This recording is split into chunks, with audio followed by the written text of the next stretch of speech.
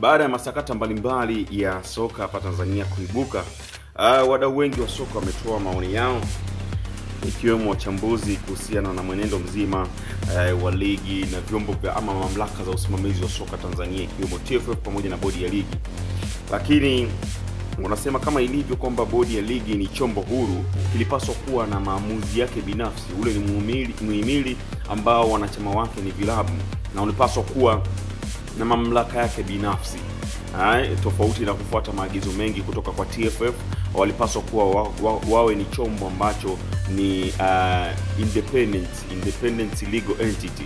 Sasa wanasema ukiangalia kwa mwenendo na jinsi ambavyo pia kikao kile kilichofanyika baina ya bodi ya ligi pamoja na viongozi wa klabu ya Yanga, viongozi wa kamati tendaji za klabu ya Yanga, na mwisho wa siku kuna ripoti ikatolewa katika press na afisa habari wa klabu ya Yanga, na akisema kwamba bodi ya ligi ilikiri kwamba kuna simu moja ilipigwa na kiongozi mkubwa wa serikali ambao wakupenda kumtaja ama kumweka wazi. Na watu wengi wakadai kama kuna simu ambayo ilipigwa kuelekezwa wapi? TFF, bodi ya ligi au kwa meneja wa uwanja? Ndicho kilichopelekea mchezo wa Machi 8 kutokufanyika kumradhi. Sasa wadau wengi wamesema kwamba pengine labda bodi ya ligi imekosa meno na haina nguvu, imekosa mamlaka, na ndio maana inashindwa kufanya maamuzi binafsi, inapelekea mpaka kuweza kupokea maelekezo kutoka sehemu nyingine ambazo pia hazihusiani na mamlaka ya usimamizi wa soka nchini. Sasa tumsikilize Nasir Alfani, mchambuzi wa Wasafi Media Group, akielezea kwa undani, akisema kwamba bodi ya ligi pengine imekosa meno na imekuwa ni dhaifu. Tunakumbuka ile neno dhaifu lishawahi kutolewa na aliyekuwa mkaguzi mkuu wa hesabu za serikali CAG, Profesa Asadi. Aliwahi kusema kwamba bunge ni muhimili ambao ni dhaifu. Sasa tusikilize hapa akisema kuhusiana na bodi ya ligi kuu soka Tanzania bara TPLB kuwa dhaifu. Tumsikilize Nasir Alfani. Hizi club zina take advantage ya udhaifu ambao wapo nao mamlaka zetu. Wanajua kwamba wakitishia hivi kidogo mamlaka zinapepesuka. Kwa mfano Yanga hapa amekuja na hoja ambayo mimi naiunga mkono ya kutaka bodi ya ligi ambayo itakuwa huru. Lakini nafikiri haitakiwi tu kuwa bodi ya ligi ambayo ni huru. Bodi ya ligi inatakiwa kujengwa na watu ambao ni powerful, watu ambao wanaweza kusimamia hizi kanuni ambazo zinapitishwa. Wao wamewekwa pale, kazi yao maalum ni kusimamia kanuni ambazo wamezitengeneza wao wakishirikiana na hizi club ambazo zinajenga ligi kuu. Kwa hiyo anapotokea mtu mwingine anapokuelekeza wewe kuvunja kanuni, hata kama huyo yupo juu yako, hutakiwi kumkubalia. Kwa hiyo tunahitaji hiyo bodi ya ligi ijengwe na watu ambao ni powerful.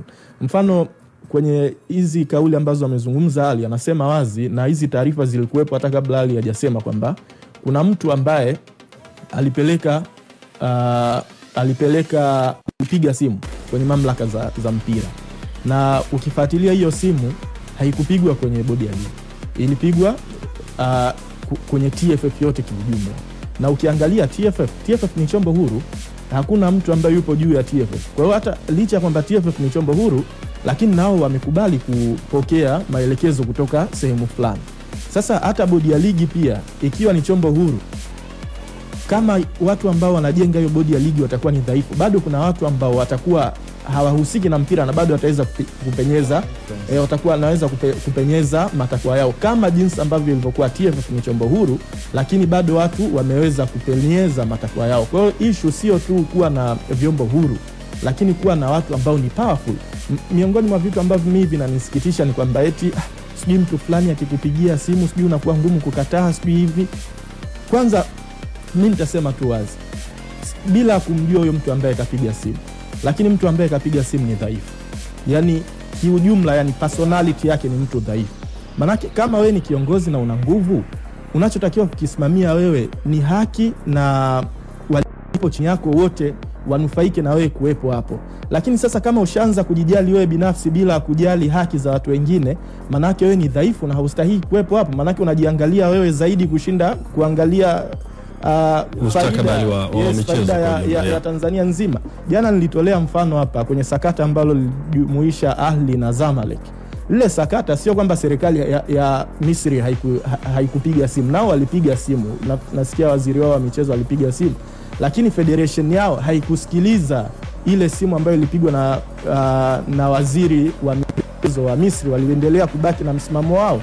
Kwa hiyo inakuonyesha jinsi gani ambavyo wale jamaa wa Misri ni powerful na wanaweza kukabiliana na watu, lakini sisi huku kusema ukweli watu wengi wanaojenga hivi vyombo vya mpira vya nchi yetu ni dhaifu, na hawa watu wengine ambao hawahusiki na mpira wanatake advantage ya udhaifu wa watu wetu. Kwa hiyo mimi kulaumu wao watu sijui wa wapi na wapi, mimi sitalaumu. Ili kwanza naamini wao wenyewe ni dhaifu ambao wanatake advantage pia ya watu dhaifu, lakini tungekuwa na watu ambao ni powerful tusingefikia huko kabisa.